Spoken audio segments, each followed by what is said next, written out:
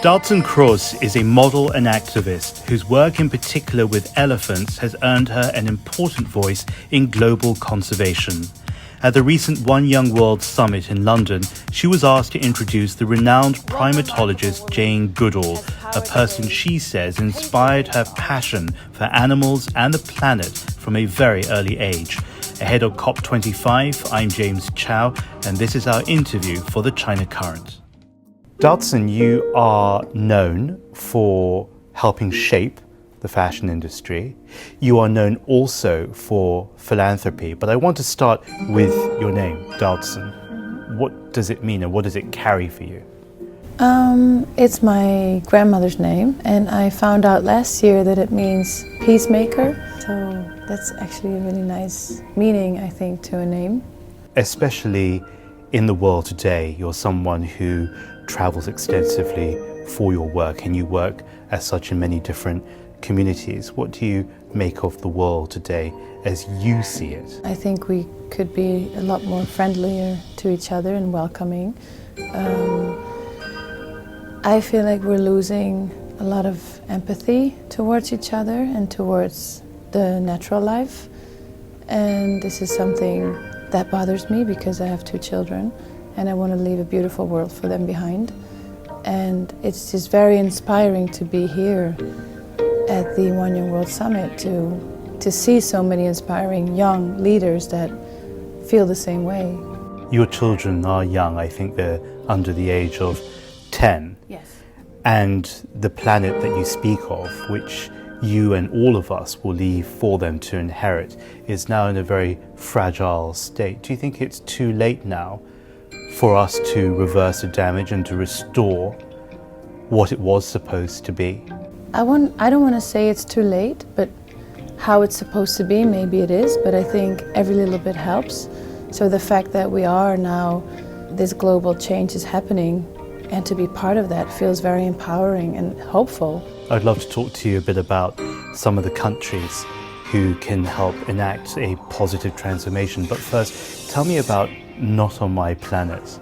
And that's not with a K. Yeah, it's not with a K, because we are an organization that's trying to save the elephants because they are unfortunately being poached at a very big rate and are disappearing. And people are known to tie knots to not forget anything. And elephants are known to never forget something. And to bring that together, we feel like we should tie knots to not forget elephants. And this was our initial campaign. We would tie knots to raise awareness for the fact that elephants are disappearing. And now we're actually also raising money for the Elephant Crisis Fund. And hopefully we will create the reverse. There is now a ban on the ivory trade, and the ivory is part of the culture in the arts and the crafts for the medicinal values, but it's had to stop that and then reject that culture and replace it with something else. What would you like China to do more of, or what do you think it could do next?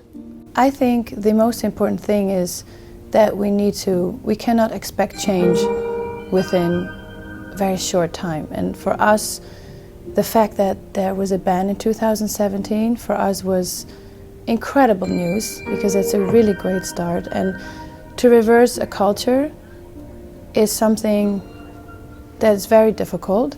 Elephants are very similar to humans. We have very similar emotions. They mourn when an elephant dies. They come back to the same place. So to show them the incredible animal an elephant is, and that we cannot live without animals. We cannot live, because we thrive on nature, human beings, and elephants are the architects of the African landscape. If you protect elephants, you protect a huge habitat of ecosystems. You've obviously been and worked in China. Yeah. Many times. No, only once. And where was it? Only once. I worked in Shanghai, and I stayed a couple of days to, experience while I was there, the culture and the food. You stayed on for yourself? Yeah. I went with my sister, and I really enjoyed Shanghai, and then went to Beijing, and we were at the Chinese Wall, and just the food, of course. What was it like for someone who's grown up in a very different setting, of course? You grew up in the Netherlands. I'm used to that. You're used to it? I'm used to different cultures, and I love to absorb different cultures and learning. And yeah, I think you learn so much from travel and meeting different people from different cultures. And I think it's very important. If we all would do that, the world would be a whole different place. If we would all travel or at least if we would all meet different cultures and be open to each other's cultures and open-minded, I think the world would be a different place. The world will meet again very shortly for the climate change conference. Yet another opportunity, yet another chance to do the right thing as not just your own person, but as a mother of 2 children and as a champion of young people everywhere. What do you want the political leaders at this conference to do now if they have not already? Well, I would love them to talk a little bit less and take more action, because we've talked about this for so many years and we don't have so much time left. So I love people like Greta Thunberg who just take action and go for it and are true activists.